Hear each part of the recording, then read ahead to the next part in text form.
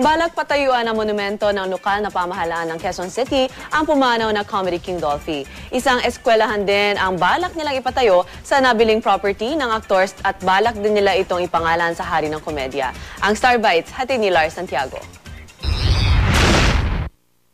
Sa Tondo, Maynila, lumaki at nag-aral si Comedy King Dolphy. Pero malaking bahagi rin ng kanyang buhay ang Quezon City dahil na rin sa kanyang trabaho.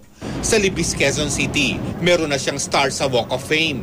Pero ang pinaplano ngayon ng pamahalaan ng Quezon City ay ang pagtatayo ng monumento ni Dolphy sa lungsod. Sabi ni Quezon City Mayor Herbert Bautista, target nilang magawa ito sa loob ng 2 taon.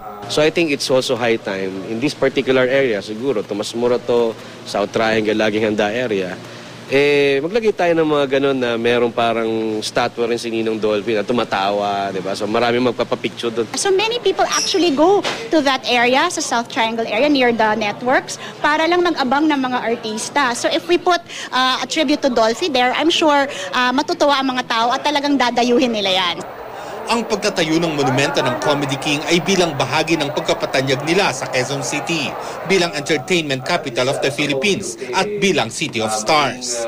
Plano rin nilang ipagtayo ng monumento ang iba pang artista tulad ng yumaong hari ng pelikulang si Fernando Poe Jr. Ibinalita rin ni Mayor Herbert na nabili ng lungsod ang lupain ni Dolphy sa Pateng, Novaliches bago pumanaw ang Comedy King.